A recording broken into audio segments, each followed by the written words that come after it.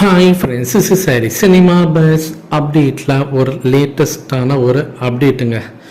அதாவது மே மாதத்தில் ஒரு முக்கியமான ஒரு மாநாடு நடக்க போது, உலக லெவலில் ஒரு பெரிய மாநாடு. என்ன மாநாடு அப்படின்னு சொல்லி பார்த்தீங்கன்னாக்கா, வேவ்ஸ் அப்படின்னு சொல்லிட்டு ஒரு மாநாடு, world audio visual and entertainment summit. So இந்த மாநாடு வந்து நடக்க போகுது இந்தியாவில்.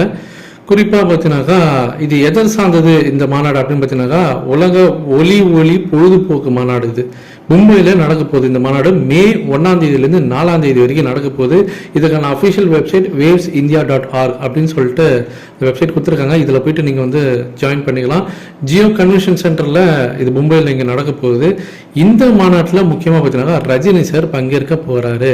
ஸோ இந்த மாநாட்டில் அவர் பார்த்தீங்கன்னா அட்வைசர் போர்டு மெம்பராக அவர் வந்து ஜாயின் பண்ணியிருக்காரு. ஸோ சென்ட்ரல் கவர்மெண்ட் இது அஃபிஷியலாக வந்து இதை நடத்துகிறாங்க. அவங்களோட அஃபிஷியல் வெப்சைட்டில் பார்த்தீங்கன்னா இது வந்து அதிகாரப்பூர்வமாக இதில் குறிப்பாக சொல்லணுனாக்கா பிரதமர் மோடி அவர்கள் பார்த்தீங்கன்னாக்கா இதில் வந்து பங்கேற்கிறாரு. அவரோட தலைமையில் தான் இந்த மாநாடே நடக்குது. ஒரு நாள் முழுக்க இந்த மாநாடு வந்து நடத்த போகிறாரு அவர்.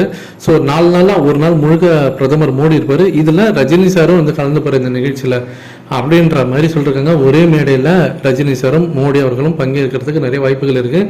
இவங்க மட்டும் கிடையாது, பல அதாவது இண்டஸ்ட்ரி, சினிமா இண்டஸ்ட்ரி சேர்த்து நிறைய விஐபிஸ், ஏஆர் ரஹ்மான், அமிதாப் பச்சன், ஹேமா மாலினி, சிரஞ்சீவி, அக்ஷய்குமார் அப்படின்னு சொல்லிட்டு ஏகப்பட்ட பிரபலங்கள் அக்ராஸ் நேஷன் எல்லா லாங்குவேஜ்லேயும் பெரிய பெரிய செலிப்ரிட்டிஸ் எல்லாம் வந்து இவங்க வந்து கூப்பிட்டுருக்காங்க. அவங்களாம் வந்து மெம்பர்ஸாக இருக்கிறாங்க. இந்த மாநாடு வந்து முழுக்க என்டர்டெயின்மெண்ட் சார்ந்த ஒரு மாநாடாக இருக்க போகுது. உலக லெவலில் ஒரு பெரிய மாநாடு.